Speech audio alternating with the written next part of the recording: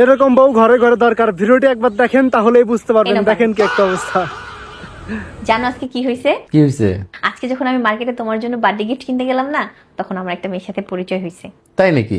হ্যাঁ, আশ্চর্যজনক বিষয় কি জানো, আজকে না ওরও বয়ফ্রেন্ডের বার্থডে। আচ্ছা। আর ও বার্থডে গিফট কিনতেই আসছে। তারপর তো আমরা একটু কথা বললাম, কথা বলার পর না ওর সাথে আমার ফ্রেন্ডশিপ হয়ে গেছে।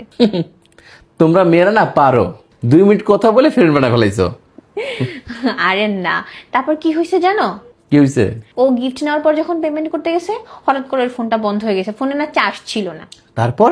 পরে আর কি, পরে পেমেন্টটা আমি করে দিছি। তোমার মাথা মাথা ঠিক আছে?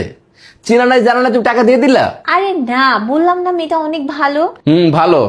এইসব মেয়েদের আমার চেনা আছে, এইসব মেয়েরা বেশিরভাগ ফ্রড হয়। হইছে, ওই টাকা তুমি আর পাইছো?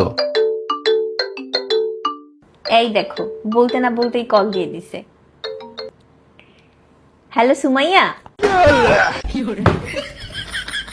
দেখতে কেমন? আরে দেখতে খুবই সুন্দর, অনেক সুন্দর। আর জানো, ঠোঁটের নিচে একটা সুন্দর তিল আছে। আমার গার্লফ্রেন্ড সুমাইয়া না তো? হ্যাঁ বলো।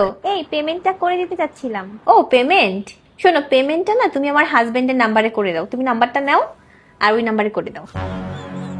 আমার নাম্বার কেন দিচ্ছ? তোমার নাম্বারে পেমেন্টটা করতে পারো না? আরে না, আমার নাম্বার যেন কি সমস্যা হয়েছে, টাকা আসতেছে না। শোনো, 555999432। তুমি কেমনে জানলা? আরে বললে তো তুমি বিশ্বাস করবে না, আমার বয়ফ্রেন্ডের নাম্বারও সেম। হ্যাঁ হ্যাঁ, দেখছো কি অবাক করা বিষয়। মানে আমার হাজবেন্ডের নাম্বার আর তোমার বয়ফ্রেন্ডের নাম্বার সেম? হ্যাঁ, মানে এটা বিশ্বাস করা যায় বলো? আশ্চর্যজনক বিষয়। এখানে ইমরান নাম আসছে। হ্যাঁ ইমরান, ওর নাম আসলে ইমরান। আমার বয়ফ্রেন্ডের নামও ইমরান। হ্যাঁ সত্যি বলছি। সত্যি? আরে হ্যাঁ, মানে এটাও সম্ভব যে আমার হাজবেন্ডের নাম্বার আর তোমার বয়ফ্রেন্ডের নাম্বারও সেম? দেখো কি অবাক করা বিষয়। মানে আমার হাজবেন্ড আর তোমার বয়ফ্রেন্ডের নামও সেম, নাম্বারও সেম, আবার তাদের জন্মদিনও একই দিনে। হ্যাঁ, মানে এটা বিশ্বাস করা যায় বলো? মানে তোমার বয়ফ্রেন্ডের সাথে আমার হাজবেন্ডের অনেক মিল। তারপর বলো, তুমি কি গিফটটা দিছো? बच गया साला।